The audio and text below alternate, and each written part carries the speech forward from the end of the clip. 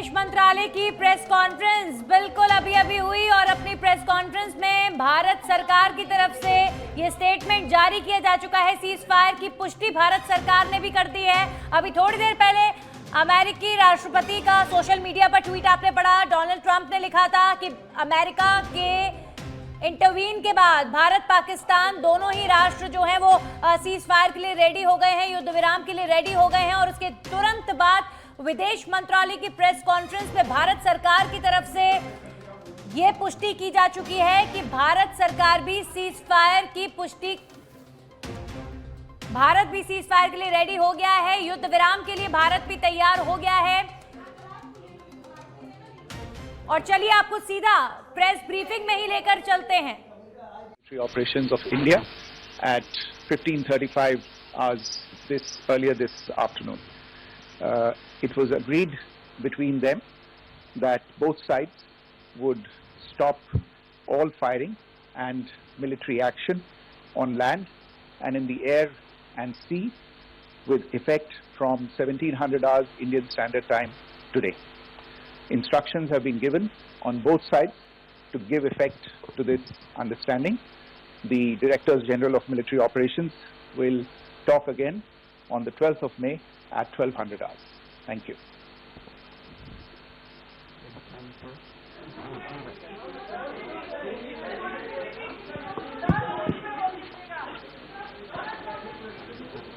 I have a very brief statement to make.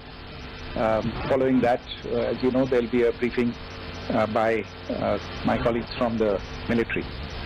The Director General of Military Operations of Pakistan called the Director General of Military. Vikram Misri की तरफ से ये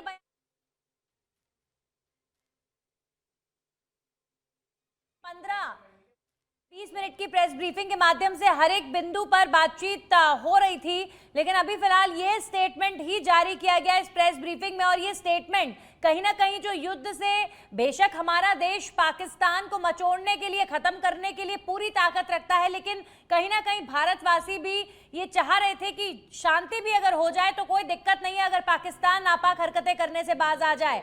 तो अब भारत सरकार ने भी सीज फायर की पुष्टि कर दी है, भारत सरकार भी मान गई है। लेकिन हाँ, एक बात जो क्लियर किया जा रहा है भारत सरकार की तरफ से बार बार, वो ये है कि ये इनिशिएटिव, ये पहल पाकिस्तान की तरफ से हुई है। हमने अमेरिका को जाकर नहीं बोला है कि हम ये युद्ध बंद करना चाहते हैं। पाकिस्तान के डीजीएमओ की तरफ से रिक्वेस्ट की गई है कि इस युद्ध को रुकवाइए, क्योंकि पाकिस्तान की स्थिति ऑलरेडी बहुत ज्यादा खराब है और पाकिस्तान लगातार भारत की ताकत को भी देख रहा है।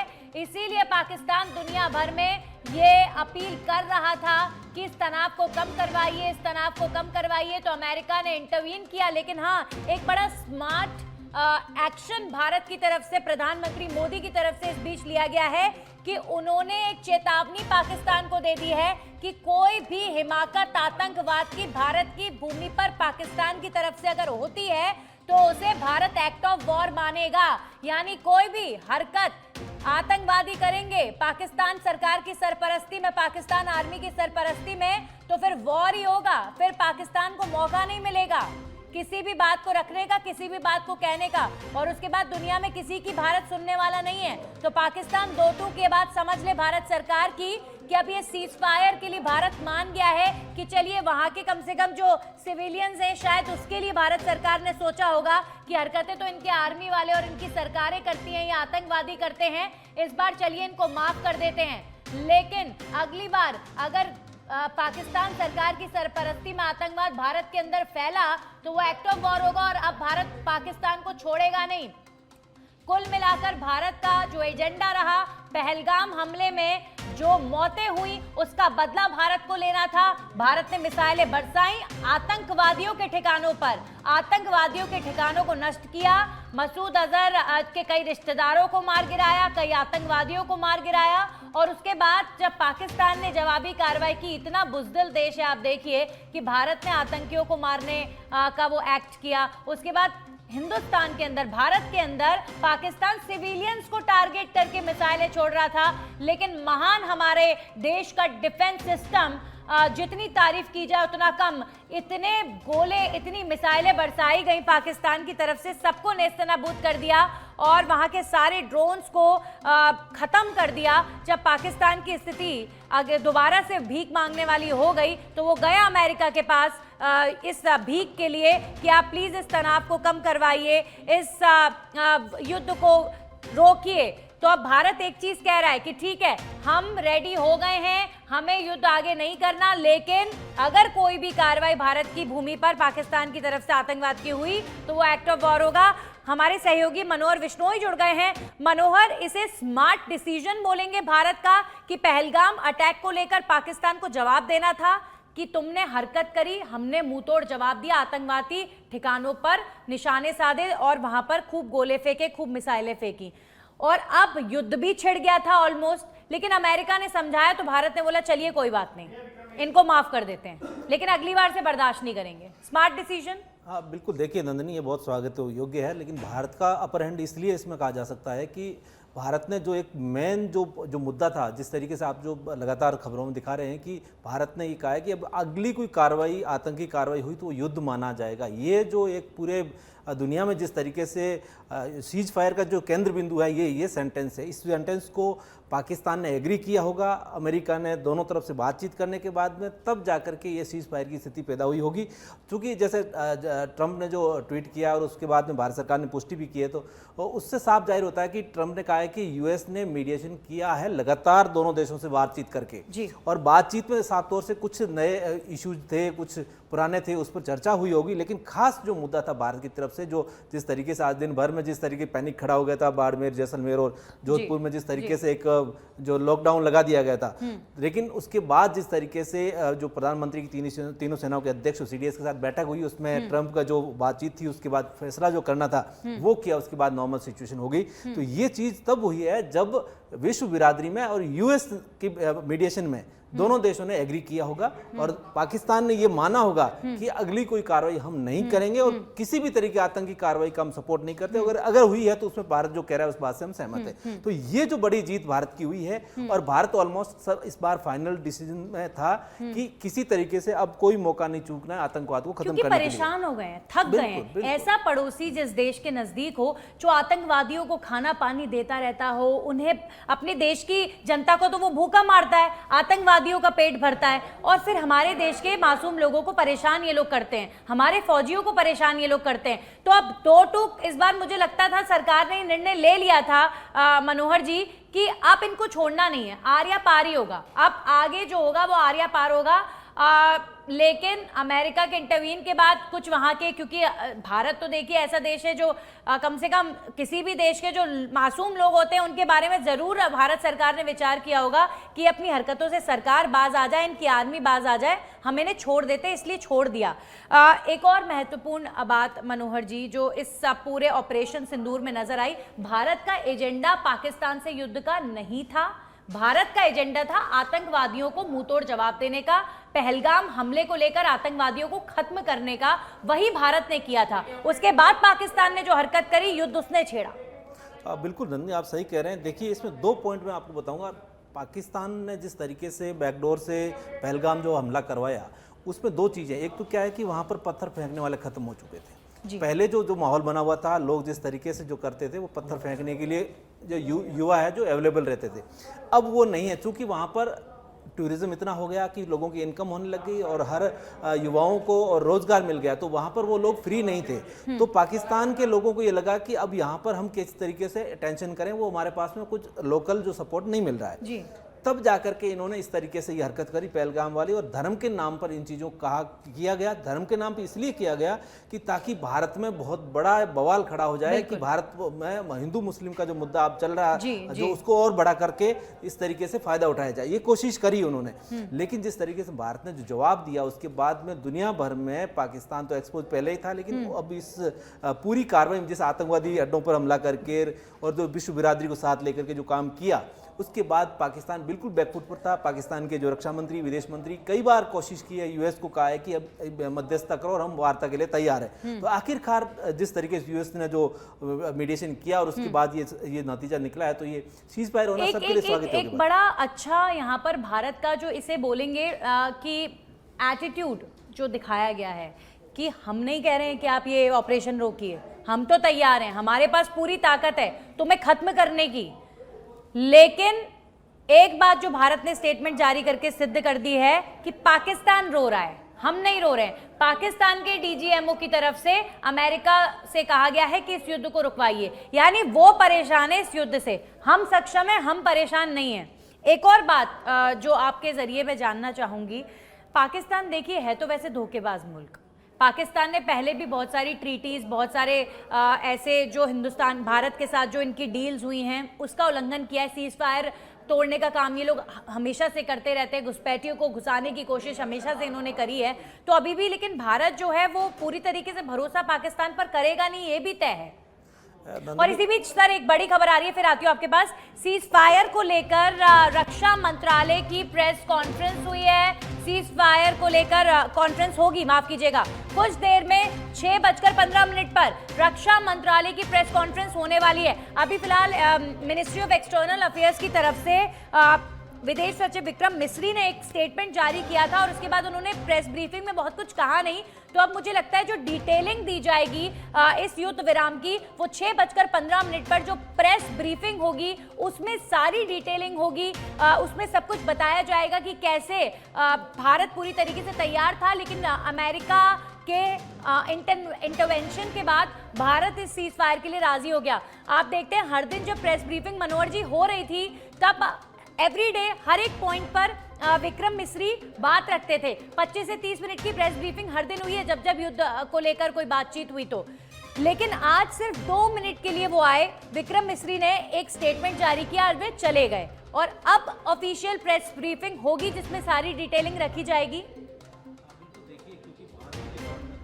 के बाद का सीज फायर लागू होगा, तो इस वजह से एक इन्फॉर्मेशन देश को देनी थी। तो शायद हो सकता है कि वो जो एमईए की तरफ से वो देश को एक ब्रीफ किया गया कि इस तरीके से कोई वार्तालाप हुई और उसमें सीज फायर का ऐलान किया गया है। लेकिन डिटेल में क्या आपका जो आगे का प्लान है और किस तरीके से पूरा जो ये दौर चला 3-4 दिन का जो ऑपरेशन सिंदूर के दौरान, और अमेरिका का क्या रोल रहा, पाकिस्तान ने किस तरीके से उनसे रिक्वेस्ट करी और ये सब चीज़ें क्या हुई, हो सकता है डिटेल में वो जो है डिफेंस मिनिस्ट्री की ओर से ये पूरी तैयारी के साथ हाँ बताएंगे। तो इससे पहले जैसे आपने एक सवाल किया, पूछ रहे थे कि आर्मी और जिस तरीके से पाकिस्तान का और ये जो टेररिस्ट वाला मामला है उसमें साफ तौर से कि पाकिस्तान में इकोनॉमी पूरी जो है आर्मी के हाथ में, उनमें माइंस उनके हाथ में हैं और बहुत सारे ऐसे जो चीज़ें हैं वो आर्मी चलाती है वहाँ पर। पाकिस्तान अपने से तो वो डिफरेंट है वहाँ। तो इस समय क्या हुआ, आर्मी का अपना वजूद अलग तरीके से पाकिस्तान में है, तो वो वापस उनको आर्मी का जो सेना का जो देश की पब्लिक में एक जो इम्पैक्ट रखना चाहिए था वो वापस स्थापित करने के लिए जनरल मुनील जो है वो कोशिश कर रहे थे कि सेना का वापस उसी तरीके से पब्लिक में जो एक इम्पैक्ट रहे। चूंकि धीरे धीरे डेमोक्रेसी का थोड़ा वहाँ पाकिस्तान में माहौल बनने लगा था, तो पब्लिक थोड़ा सा जो इमरान खान और दूसरे जो पार्टी है उनके साथ में आने और उनसे लगातार जो चुनाव और उस प्रक्रिया में आ गई थी। और दुनिया भर में आप देखो कि कहीं पर आतंकवादी कार्रवाई नहीं होती, आतंकवाद के कोई अड्डे नहीं चलते। पाकिस्तान एकमात्र दुनिया का देश बचा है जहाँ पर 20 से ज़्यादा आतंकी ठिकाने चल रहे हैं और वो ट्रेनिंग कैंप चल रहे हैं। तो दुनिया को अब ये लग रहा है कि सब जगह ईरान, इराक, सब जगह हो गया, फ़लस्तीन हो गया, तो अब बचा है सिर्फ पाकिस्तान में जिस आतंकी अड्डे, इसको ख़त्म किया जाए। तो पूरी दुनिया के लोग एक स्वर में साथ आए और इसके बाद पाकिस्तान पर प्रेशर किया होगा कि आपको इस पर बैकफुट पर आना पड़ेगा या फिर आप इस युद्ध के लिए तैयार हो जाओ। तो पाकिस्तान में किसी तरीके से ये रिक्वेस्ट करने के बाद कि युद्ध की स्थिति में हम नहीं हैं और हमें कहीं ना कहीं वार्ता के टेबल पर लाओ और हम जो आप कहोगे उस हिसाब से हम साथ चलने के लिए तैयार हैं। कुछ अब नहीं कहा जा सकता कि वैसे तो देखिए धोखेबाज मुल्क है, झूठ बहुत बोलता है, लेकिन अमेरिका से बातचीत हुई है और दुनिया भर में अपनी किरकिरी तो अब नहीं कराएगा। मुझे लगता है शायद अब क्या इतने सालों में जिस मुल्क ने सबक नहीं सीखा, अब उसको प्रधानमंत्री मोदी के इस स्टेटमेंट की गहराई समझ आ गई होगी कि तुमने एक भी आतंकवादी घटना हमारे देश के अंदर करी तो वो एक्ट ऑफ वॉर होगा, तुम्हारे देश को के साथ युद्ध लड़ा जाएगा, तुम्हारे देश को खत्म कर देंगे हम। भारत का इनडायरेक्टली यही कहना है। इसलिए मत करो, क्या अब लड़ा सुधरेगा? जाएगा नहीं नंदी, इसमें ऐसा है कि साफ तौर से कहा गया है कि युद्ध माना जाएगा। कोई आतंकी एक्ट हुआ तो आप सीधा मानो कि वो अनाउंसमेंट की जरूरत नहीं है, वो सीधा युद्ध होगा। तो ये आज की जो सबसे बड़ी जीत भारत की है वो ये है कि विश्व बिरादरी में एक साथ उनको साथ ला करके ये कहा जाना कि अगर पाकिस्तान ने कोई दोबारा से हरकत करी तो सीधा युद्ध माना जाएगा। आज हम युद्ध इसलिए टाल रहे हैं कि आप सब लोग कह रहे हैं और पाकिस्तान जिस तरीके से इस बात पे एग्री हो रहा है, तो हम इस टालने के लिए तैयार हो रहे हैं। बाकी हमारी कोई मंशा नहीं कि इस समय तो निपटाना ही है पूरा पाकिस्तान में जिस तरीके से आतंकवादी गतिविधियां वो और दुनिया भी चाहती है कि आतंकवादी गतिविधियां बंद हो जाए ताकि शांति से सब लोग जिए, अपना जीवन जिए और बिजनेस करें। तो अब जो इसमें एक और पॉइंट आ रहा है कि आजकल जो युद्ध जो है केवल सेनाओं में, जनता में नहीं होता है, देशों में नहीं होता है, ये बिजनेस का पॉइंट भी बन गया है, बिजनेस भी है। तो बिजनेस के लिए आप देखिए चाइना का अपना एक हित है, यूएस का अपना है, रशिया का अपना हित है। आप देखो कि वहाँ पर जो टैरिफ लगाया है यूएस ने चाइना पर, उसके बाद से वहाँ पर ज़्यादातर कंपनी है वो माइग्रेट करने की कोशिश कर रही है चाइना से। तो उससे चाइना डर करके चाइना ने सोचा कि ये इंडिया में चली जाएगी और इंडिया में जाने के बाद में हमारी और इंडिया का कंपटीशन है वो अलग तरीके से होगा और यूएस अपना हमारे ऊपर ज़्यादा, दुनिया भारत के ऊपर ज़्यादा डिपेंड हो जाएगी। तो चाइना ने एक गेम खेला सेना के साथ मिलकर के कि भारत को अस्थिर करने के लिए वहाँ पर ऐसा माहौल खड़ा किया जाए ताकि ये कंपनियाँ भारत में ना जाए।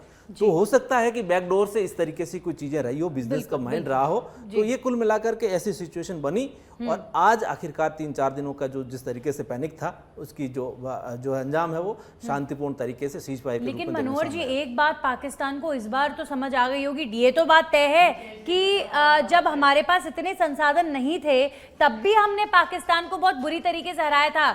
71 ले लीजिए। आप आगे बढ़ते हुए एक बड़ी खबर आ रही है, फिर उसके बाद इस पॉइंट पर वापस से आऊंगी।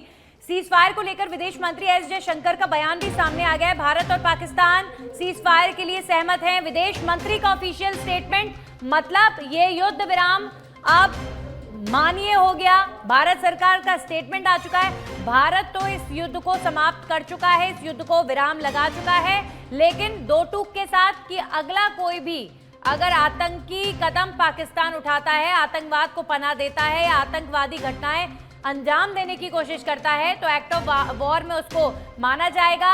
भारत किसी भी तरीके की कोई फॉर्मेलिटी में पड़ेगा नहीं और सीधा वॉर करेगा, सीधा युद्ध लड़ेगा पाकिस्तान के साथ। और इसी बीच प्रधानमंत्री नरेंद्र मोदी से मिलने के लिए पहुंचे हैं एनएसए अजीत डोभाल।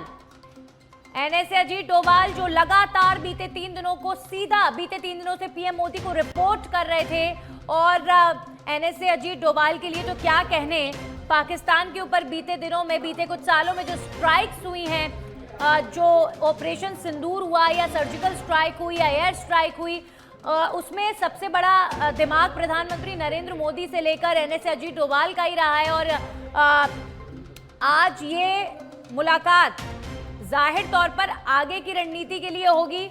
रणनीतिकार है दोनों, बहुत इंटेलिजेंट प्रधानमंत्री देश को मिले हैं और एनएसए मिले हैं। मनोहर जी, क्या किस तरीके से देखे, लगातार इस युद्ध के दौरान भी एनएसए अजीत डोभाल प्रधानमंत्री को रिपोर्ट कर रहे थे, लगातार पीएम मोदी के साथ बातचीत चल रही थी, रणनीति बन रही थी और ऐसा लग रहा था, वाकई देश में चर्चा ये हो रही थी कि जब प्रधानमंत्री मोदी और अजीत डोभाल आमने सामने बैठते होंगे तो क्या आगे की रणनीति को लेकर बेहतरीन प्लानिंग वो बनाते होंगे, क्योंकि दोनों बहुत इंटेलिजेंट हैं और देश की सुरक्षा में जो भूमिका इन दो पर्सनालिटीज की रही है, पीढ़ियां दर पीढ़ियां कोई नहीं भूल पाएगा। तो अभी फिलहाल फिर से मिलने गए हैं एनएसए डोभाल, क्या लगता है क्या बातचीत करेंगे आगे को लेकर? अभी तो फिलहाल युद्ध विराम को लेकर ही बातचीत होगी। देखिए ना, इसमें 2-3 तरीके की बातें हो सकती है। एक तो ये कि सीज फायर की स्थिति में देश की जनता को हमें क्या एक मैसेज देना है कि हमने क्यों सीज फायर किया है और उनको एक साथ उनका विश्वास जीतना है, उनको साथ लेना है कि क्योंकि पब्लिक का माइंडसेट बन चुका था कि ऑलमोस्ट लड़ाई तो होगी और जो वॉर तो होना ही है, तो पब्लिक ने भी ये तय कर लिया था कि वॉर तो होगा आज नहीं तो कल। तो इस स्थिति में सीज फायर होना और उसके बाद पब्लिक के उस माइंडसेट को किस तरीके से एक कन्विंस करना, एक नंबर। दूसरी बात यह है कि अब सीज फायर पर क्या वार्तालाप होगी और जो दुनिया के देश है उनसे किस तरीके से साथ लेकर के किन मुद्दों पर चर्चा होगी, उनको लेकर के एक रोड मैप तैयार किया जाएगा। और अभी जो ब्रीफ होगी कि अब जो एक मैसेज देना है पब्लिकली वो क्या बताना है, किस तरीके से बताना है, उस पर भी चर्चा विस्तार से होगी। हालांकि इससे पहले जो लगातार आप देख रहे हैं कि पिछले 4-5 दिनों से जब से ये शुरुआत हुई है NSA और अजीत डोभाल और तीनों सेनाओं के अध्यक्ष लगातार प्रधानमंत्री के साथ बैठकें कर रहे हैं, प्रधानमंत्री से चर्चा कर रहे हैं। कुछ ऐसे दिल्ली के सूत्रों से हमें जानकारी मिली है कि आपस में अजीत डोभाल ने अपने पूरे पाकिस्तान के दौरान जिस तरीके से जो रॉ के जो काम करते हुए उन्होंने जिस तरीके अनुभव शेयर किया PM मोदी को, तो उनसे PM मोदी ने ये सीखा कि देखा कि ये जो जिस तरीके से जो अनुभव है इसका इस्तेमाल है देश के लिए, और देश में स्थिति ऐसी बनी उसका एक काम आना चाहिए। तो उस तमाम चीज़ों को देखते हुए और अब उनके अनुभव के आधार पर अब ये चीज़ें जो की गई है, सीज फायर का जो ऐलान हुआ है उसको किस तरीके से स्मूथली हैंडल करते हुए, पब्लिक को साथ लेते हुए किस तरीके से आगे बढ़ना है, उस पर चर्चा जरूर होगी। बिल्कुल, और अब से थोड़ी देर में बस प्रेस ब्रीफिंग भी शुरू हो जाएगी विदेश मंत्रालय की तरफ से। हम ये बात कर रहे थे मनोहर जी कि ये जो दो टूक भारत की तरफ से पाकिस्तान को मिली है कि कोई भी आतंकवाद की घटना होगी तो वो एक्ट ऑफ वॉर होगा, हम तुम्हें छोड़ेंगे नहीं, तो ये बात तो मैसेज इंटरनेशनल लेवल पर भी भारत ने दे ही दिया होगा। और जाहिर तौर पर जब अमेरिका और पाकिस्तान की बातचीत हुई होगी तो अमेरिका ने भी कोट किया होगा ना इस बात को कि आइंदा से कोई ऐसी हरकत होनी नहीं चाहिए। इस तरीके से थोड़ी डिटेल में बातचीत हुई होगी कि मतलब पाकिस्तान ये समझ गया होगा ना कि आगे हमें नहीं करना है, क्योंकि ये मुल्क नहीं समझता। कारगिल के टाइम पे भी बहुत सारी बातचीत हुई, उससे पहले 71 के टाइम पे तो जब बांग्लादेश इनसे ले लिया तो घुटनों पे ही आ गए थे, रो रहे थे, उसके बाद भी ये लोग नहीं समझे। देखिए वहाँ की जो स्थायित्व तो नहीं है वहाँ पर सरकारों का, तो इस वजह से डेमोक्रेसी वहाँ पर जो बिल्कुल गर्त में है, वहाँ सेना जो रूल करने की कोशिश में, सेना जो चाहती है वैसा होता है। और पब्लिक क्या है कि सेंटिमेंटल और कम पढ़ी लिखी पब्लिक है वहाँ पर, वो रोज़गार नहीं है, दुनिया से लोग जुड़े हुए नहीं हैं। जो करीबन जो 24-25 करोड़ की आबादी वहाँ की पाकिस्तान की है, उसमें से मुश्किल से 3-4 करोड़ लोग जो सक्षम होंगे, बाकी 20 करोड़ लोग तो मरी ऐसी स्थिति में है। तो वहाँ की पब्लिक को गुमराह करना और सेना जिस तरीके से उनको चलाना चाहे वैसे चलता है। तो लेकिन अभी जो आज जो जिस तरीके से ये सीज फायर का ऐलान हुआ, एस जयशंकर ने भी अभी ट्वीट में यही कहा है कि पाकिस्तान ने इसमें एग्री किया है कि अगला कोई भी कोई भी अटैक होगा या किसी तरीके से एक्टिविटी होगी, आतंकवादी एक्टिविटी मानी जाएगी और उस एक्टिविटी के खिलाफ जो भारत है वो युद्ध की स्थिति में रहेगा। किसी भी तरीके से ऐलान करने की जरूरत नहीं होगी, किसी तरीके से कोई बातचीत की कोई गुंजाइश नहीं रहेगी। तो उस स्थिति में हमने सीज फायर के लिए हम राजी हुए हैं। तो ये उन्होंने इस ट्वीट में कहा है। तो और विश्व बिरादरी की जब तक हम बात तो पहले कर रहे थे कि ट्रंप ने कहा है कि हमने दोनों देशों से लगातार बातचीत करी है, लंबी बातचीत करी है, और उसके बाद में भारत ने ये इस तरीके से कहा है कि हम तो किसी भी तरीके से कोई बैकफुट पर आने वाला नहीं है और हमें सीज फायर की ज़रूरत नहीं, हम इनको जीत कर रहेंगे और आतंकवादी ठिकानों ख़त्म करेंगे। और ये हर बार की जो है छोटी छोटी चीज़ें करके पब्लिक को मारा जा रहा है, इसमें मतलब नहीं है। तो ये चीज़ होने के बाद फिर कहा कि भारत ने कहा कि अगर आप कह रहे हो तो इसमें एक बात यह है कि आगे कोई भी ऐसा एक्ट हुआ तो वो आतंकवादी मतलब आप रिस्पॉन्सिबिलिटी लो पाकिस्तान। बिल्कुल, वो इसलिए जो यूएस ने कहा है उसने जो बात की होगी, उन्होंने एग्री किया होगा, उसके बाद जो सीज फायर का ऐलान हुआ है। चलिए, अच्छी बात है। भारत की जनता के अगर हम इमोशंस को समझें मनोहर जी, बीते इन 4 दिनों को, ऑपरेशन सिंदूर को देखें तो जो सपोर्ट सारी विपक्षी पार्टियों का पूरे देश की जो एकजुटता आर्मी के प्रति रही, बहुत प्राउड फील होता है देखकर। सबने एकजुट होकर एक आवाज में सर आसमान के ऊपर से मिसाइलें पाकिस्तान उड़ा रहा था, लेकिन तब भी रिपोर्टिंग भी हो रही थी, वहां पुलिस वाले भी तैनात थे, वहां पर आर्मी वाले तैनात थे, विपक्ष के नेता सब लोग भारत सरकार के साथ थे। तो ये जो एकजुटता भारत में देखने को मिली, हम सोशल मीडिया के माध्यम से देखते हैं तो कई बार पाकिस्तान के लोगों को सुनते हैं तो बड़ा अजीब सा लगता है कि ये लोग खुद अपने मुल्क के लोगों से परेशान है, यानी अपने मुल्क के नेताओं से ये लोग कितना परेशान है। लेकिन भारत की जनता ने जो सपोर्ट दिखाया है, ये हमारे देश की ताकत है। कैसे देखेंगे 4 दिन के इस पूरे समय को आप? देखिए, भारत हमेशा यूनाइटेड रहा है और ये जो एकता है, इसी एकता की वजह से पाकिस्तान आज बैकफुट पर आया। वो और ये जो जिस तरीके की अंडरस्टैंडिंग थी पॉलिटिकल पार्टीज़ में और हमारा जो डेमोक्रेसी का सिस्टम है, उस सिस्टम ने जिस तरीके से एक रूपता दिखाई और किसी तरीके से कोई जो है मिसलीड नहीं किया, कहीं पर किसी भी नेता ने कोई जो बचपना नहीं दिखाया। इस बार जो एकता दिखाई, उस एकता की वजह से पाकिस्तान को ये बैकफुट पर आना पड़ा। और यूएस ने जिस तरीके से मनोहर जी, इस वक्त की एक बड़ी खबर आ रही है, सीज फायर को लेकर विदेश मंत्री एस जयशंकर का बयान सामने आया है। भारत पाकिस्तान सीज फायर के लिए सहमत है। एस जयशंकर का ये बयान ये बताने के लिए काफी है, युद्ध विराम हो चुका है। ऑपरेशन सिंदूर में भारत सफल रहा। ऑपरेशन सिंदूर को सफलतापूर्वक कंडक्ट करवाया गया। पहलगाम का जो हिसाब है वो भारत ने पूरा किया है। पहलगाम हमले में शुरुआत पाकिस्तान के साथ हुई, पाकिस्तान की तरफ से हुई, पहलगाम हमला किया, मासूमों को मारा, धर्म पूछकर मारा।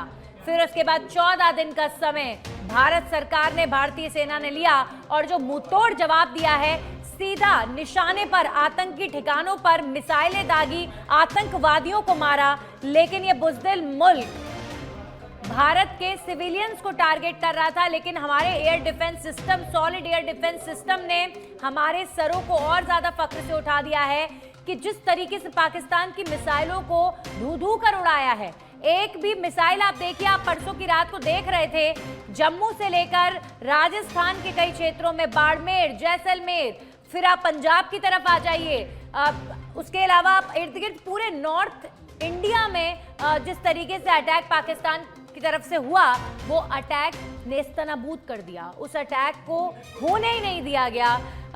सुदर्शन चक्र की बात हुई, S-400 की तारीफ जमकर हुई, और जो रणनीति भारत सरकार की रही इस युद्ध को लेकर, उसकी बेहतरीन तारीफ। पूरी दुनिया ने भारत की ताकत को देख लिया है और पूरी दुनिया ने पाकिस्तान को देख लिया है कि कैसे इनके ड्रोन खिलौना नजर आ रहे थे। मतलब ये लोग इतने ड्रोन्स वहां भारत की तरफ भेज रहे थे, इन्होंने अपने फाइटर प्लेन्स तक भेजे, इनके फाइटर प्लेन्स को भारत ने नेस्तनाबूद कर दिया, खत्म कर दिया। इन्हें अब समझ आ गया होगा जरूर मनोहर जी, इन्हें पाकिस्तान को सर बड़ा देखिए, इन्होंने जो हमारे साथ किया है, अब तो इनके लिए कोई भी बात कहना हमें अजीब नहीं लगता। मतलब इन्हें अपनी हैसियत तो समझ आ गई होगी ना कि हमारी हैसियत क्या है भारत के आगे। हम क्यों बेवकूफ़ों की तरह इतने महान मुल्क से पंगे लेते हैं जो इतना ताकतवर है, फिर भी हमें जीने देता है, हमें परेशान नहीं करता है। लेकिन हम कितने बुज़दिल हैं,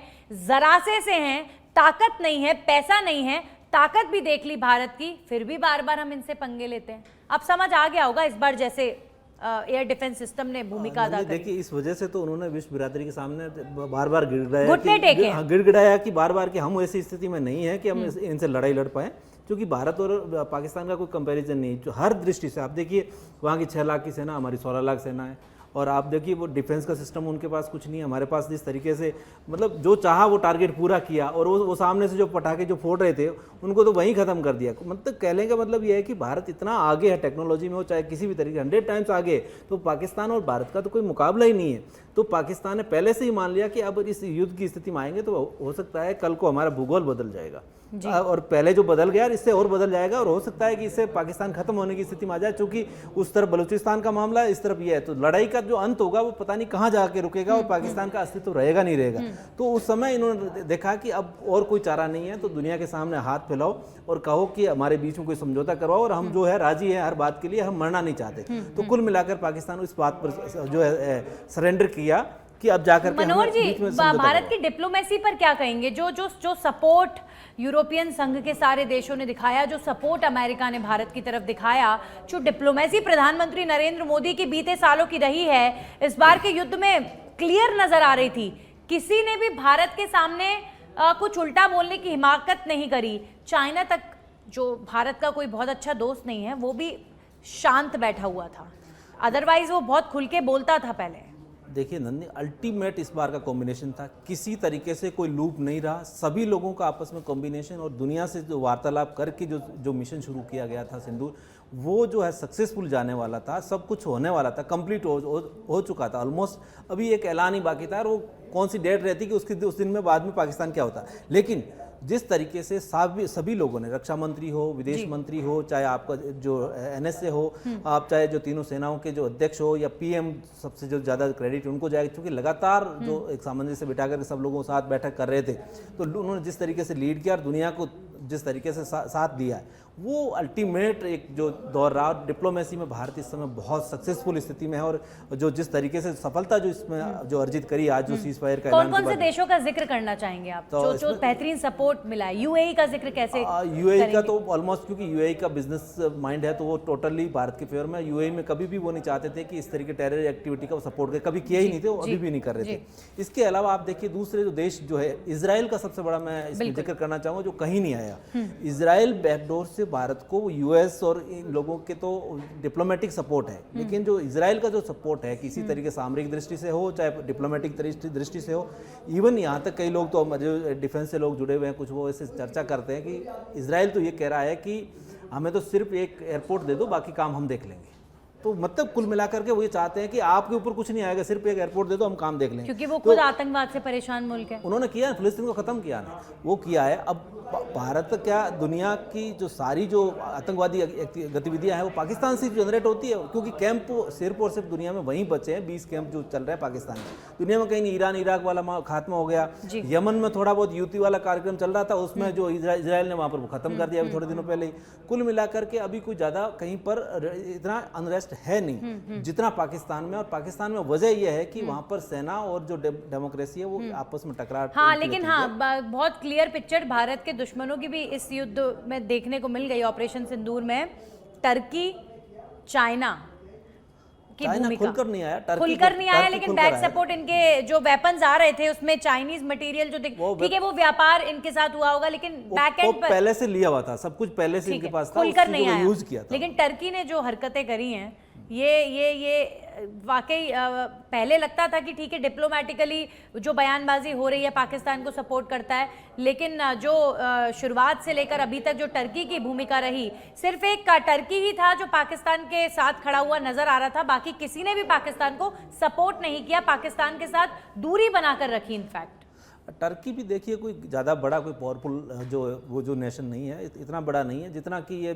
सपोर्ट करके पाकिस्तान को मजबूती मिल जाए। अगर ऐसा होता तो पाकिस्तान ये घुटने नहीं टेकता, क्योंकि टर्की तो एक उनको मॉरल सपोर्ट दिया, हम आपके साथ में है, मुस्लिम राष्ट्र है, मुस्लिम एक दूसरे के साथ दे रहे हैं, इतनी सी बात थी। और हो सकता है भारत का डिप्लोमेटिक संबंध उनसे किसी तरीके से स्थापित नहीं हुआ होगा, या फिर चाहता है कि भारत हमारे साथ संबंध स्थापित करे, जानबूझ के सामने से पहल करे, हो सकता है उनका इसी वजह से वो पहल की होगी। बाकी कोई टर्की से साथ आने से कोई पाकिस्तान मजबूत होने वाला नहीं था। और हाँ, ये जरूर था कि चाइना का पीछे से बैकग्राउंड जो सपोर्ट था उससे उनको जरूर होता है, लेकिन चाइना खुलकर सामने नहीं आना चाहता, इस वजह से कि विश्व बिरादरी में बहुत अलग तरीके से पॉलिटिक्स होती है, कूटनीति है, उस हिसाब से चाइना खुलकर पाकिस्तान का सपोर्ट नहीं कर सकता। तो ये सब चीजें सामने थी। अभी चलिए क्या डिप्लोमेसी थी, तारीफ के काबिल। और जो भारत की जनता है सर मनोहर जी, आज इस ऑपरेशन सिंदूर के बाद जब युद्ध विराम हुआ है तो हर एक भारतवासी का जो सर है वो फक्र से और ऊंचा हो गया है। भारत की ताकत का अंदाजा तो हमने जो हमसे पहले की जनरेशन रही है, हम तक भी जो लोग थे उन्होंने कारगिल में देख लिया, उन्होंने 71 में देख लिया, उससे पहले भी देखा, लेकिन जो अब की जनरेशन ने ऑपरेशन सिंदूर में देखा, जो डिफेंस सिस्टम भारत का देखा, मुझे लगता है दुनिया भर में और सर उठाकर भारतवासी चलने वाले हैं। देखिए, भारत के लोगों ने तो ये तय कर लिया था कि इस समय पाकिस्तान का जो है भूगोल बदलने वाला और बदल जाएगा, तय हो गया था, मान लिया। भारत पूरी पब्लिक ने माइंडसेट बना लिया था कि इस बार तो खत्म पाकिस्तान। लेकिन अब भारत की सरकार के सामने मुश्किल ये है कि ऐसे माइंडसेट के पब्लिक को वापस कैसे कन्विंस करना है आपको कि भाई सीज फायर हो गया है, क्यों किया गया है। तो ये एक चुनौती रहेगा, छोटी मोटी है, जो कर लेंगे। भारत के नागरिक है, भारत सरकार की तो मानेंगे, क्योंकि मोदी के कहने से तो देश एक इशारे पे चलता है। बिल्कुल, और शांति प्रिय लोग हैं साहब, अगर शांति बनाए रखने के लिए कोई कदम सरकार उठा रही है तो अच्छी बात है और आगे ही, लेकिन ये इंश्योर कर रहे हैं, अगर पूरी दुनिया मिलकर भारत सरकार के साथ हैं कि आगे की कोई घटना ना हो, तो सर हर किसी को सुरक्षा ही चाहिए, किसी को भी, क्योंकि ये जो मुल्क आतंकवाद को पनाह देता है इसने वाकई परेशान कर दिया था। और इतने सालों तक लोग तो वाकई सोशल मीडिया पर जो सुनने को मिलता था कि इन्हें हम बर्दाश्त ही क्यों कर रहे हैं, जब हमारी इतनी ताकत है तो हम इन्हें हम जवाब क्यों नहीं देते या दे पाए, या फिर हम इन्हें क्यों नहीं समझा पाए, क्यों इन्हें इनका मुंह बंद नहीं कर पाए, क्यों इन्हें ख़त्म नहीं कर पाए, इस तरीके की, क्योंकि बहुत परेशान पाकिस्तान ने आतंकवाद के माध्यम से किया है, भारत के साथ छेड़खानी करता रहा है हमेशा से, लेकिन अब बेहतरीन तरीका ये अपनाया, जवाब दिया। तो अब क्या कहना चाह रहे हैं आप इस पर? देखिए, अभी भारत का कभी नेचर हिंसा का नहीं रहा है, भारत के लोग कभी भी हिंसा नहीं चाहते, न कभी की है पहले से, लेकिन जिस तरीके से एक्टिविटी हो रही है और जो हर बार भारत के लोगों को टारगेट किया जाता है, जो बिल्कुल जो इनोसेंट लोग हैं उन पर टारगेट किया जाता है, तो भारत की पब्लिक अब ये मान रही है कि हम इतने सक्षम हैं, मजबूत है, तो क्यों इन छोटी छोटी चीज़ों का सामना हर रोज़ किया जाए, एक बार में ख़त्म करो, काम ख़त्म। तो इस मूड में भारत आ चुका था, देश आ चुका था, सरकार भी आ चुकी थी। तो कुल मिलाकर के इस सिचुएशन में जो पहुंच चुके थे कि अब इसका खात्मा तय है। लेकिन अब वो विश्व बिरादरी में भी अब सबको साथ रहना है और सबको साथ चलना है, चूँकि आजकल युग ऐसा है कि केवल एक देश अपने हिसाब से चल करके पूरा नहीं चल पाता है, तो सबको साथ लेके चलना होता है। और उसमें अगर यूएस का कहना मान करके भारत ने कुछ बीच का रास्ता निकाला है तो भारत का इसमें जो है मॉरल है वो तो अप रहेगा। और मैं यूएस के बारे में मनोहर जी आपसे पूछना चाहूंगी जरूर कि इस 4 दिनों में जो अमेरिका की भूमिका रही, क्या पूरी तरीके से अमेरिका का इंक्लिनेशन, देखिए वो डिप्लोमेटिकली बोलते रहे हैं कि पाकिस्तान भी हमारा दोस्त है, भारत भी हमारा दोस्त है। डोनाल्ड ट्रंप जो है उनके कई ऐसे बयान आए, कुछ ऐसे बयान भी उनके वायरल हुए इस दौरान जिसमें उन्होंने पाकिस्तान को इरेज करने तक की बात कही थी कि आई विल सपोर्ट इंडिया। तो अमेरिका का इंक्लिनेशन पहले से ज़्यादा बड़ा है भारत की तरफ, ये भी नज़र आया। हाँ बिल्कुल, देखिए अब जो अमेरिका ने जिस तरीके से रोल प्ले किया है इस बार, वो ये था कि ट्रंप का पहला बयान आप देखो कि ये तो होना ही था। सर कॉन्फ्रेंस में लेकर चलते हैं, डिफेंस डिपार्टमेंट, डिफेंस मिनिस्ट्री की तरफ से प्रेस कॉन्फ्रेंस सुनिए। Vyomika Singh to brief you.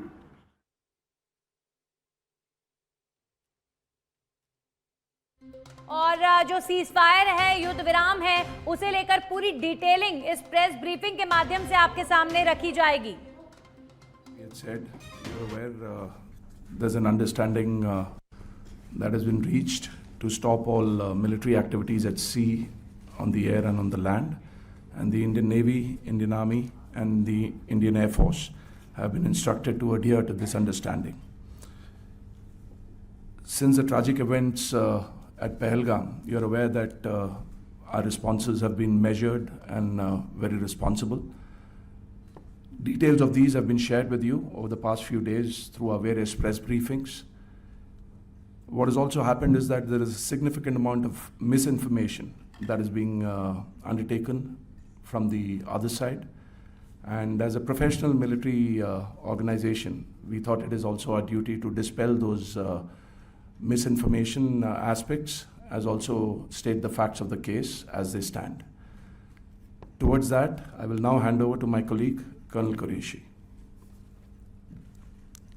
नमस्कार। अब मैं आपको पाकिस्तान की मिस इन्फॉर्मेशन कैंपेन के बारे में अवगत कराऊंगी। पहला, पाकिस्तान ने यह क्लेम किया कि उसने अपने JF-17 से हमारे S-400 व ब्रह्मोस मिसाइल बेस को नुकसान पहुंचाया, जो कि बिल्कुल गलत है।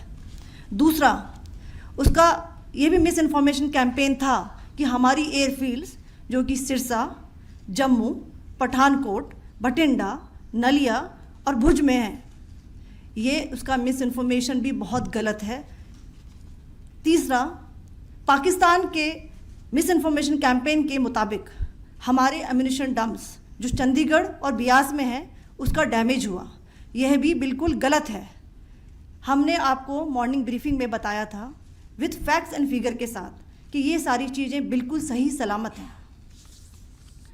अब मैं आपको बताना चाहती हूँ कि पाकिस्तान के एक प्रेस कॉन्फ्रेंस में ये बात की गई थी कि उनके सीनियर मिलिट्री ऑफिसर्स जो कि पूरी तरह से ये भ्रामक हैं और तथ्यों से दूर हैं कि पाकिस्तान की ओर से ये झूठा आरोप भी लगाया जा रहा है कि भारतीय सेना ने मस्जिदों को नुकसान पहुंचाया।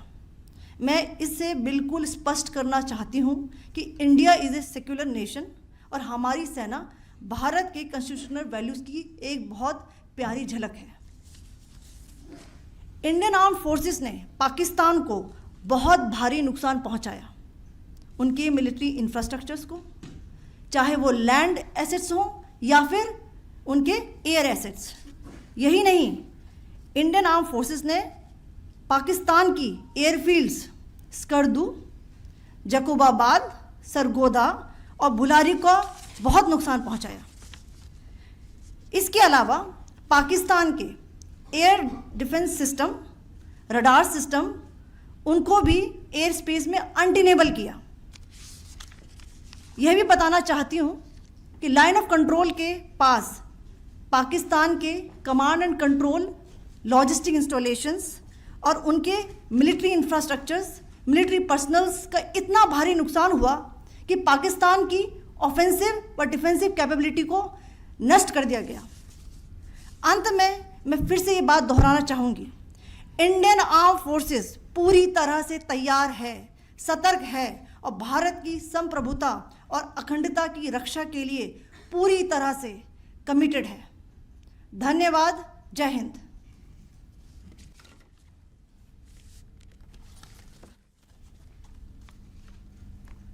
So several attempts were made by Pakistan on spreading a misinformation campaign, as we have seen for the last few days. There were attempts made to say that our S-400 at a northern base was destroyed, which was completely false, and that it was destroyed by a JF-17. It was a false information. Also, that the BrahMos installation was attacked and it was destroyed was false. The destruction of airfields at Srinagar, Jammu, Pathankot, Bhuj, Nalia, etc. was also a false claim. The forward ammunition dump at Chandigarh and Beas are also fit and fine, and we showed you these in the photographs in the morning briefing today. Also, there was a certain different way of miscampaign that the Pakistan conducted by its press conferences, which was conducted in a manner which were completely misleading and devoid of facts. Pakistan has been spreading fabricated allegations that the Indian Armed Forces have targeted mosques. Let us make this very clear here that India is a secular nation and the Indian Armed Forces are a reflection of our constitutional values. We hold every place of worship of all faiths in the highest regard. Our operations have been aimed exclusively at terrorist camps and facilities being used for anti-India activities. No religious sites, I repeat, no religious sites have been targeted by the Indian Armed Forces. Over the past few days, as we have seen, Pakistan has suffered very heavy and unsustainable losses after it has given us an unprovoked attack on our installations. It has suffered losses in both land and air. There has been an extensive damage to the crucial Pakistani air bases like Skardu, Sargodha, Jacobabad and Bholari. In addition, a loss of AD weapon system and radars made the defense of Pakistani airspace untenable. Across the line of control, extensive and precise damage to military infrastructure and command control centers and logistic installations. In addition to that, 2 military personnel had led to complete breakdown of its defensive and offensive capability and also Pakistani morale. Sir. In conclusion, let me reiterate that whilst we will be adhering to the understanding that has been reached today, that is the Indian Army, the Indian Navy, and the Indian Air Force, we remain fully prepared and ever vigilant and committed to defending the sovereignty and integrity of the motherland. Every misadventure by Pakistan has been met with strength, and every future escalation will invite a decisive response. We remain fully operationally ready to launch whatever operations may be required in defense of the nation. Thank you very much, ladies and gentlemen. Thank you. With that, we come to the closure of this briefing. Thank you very much. Chali.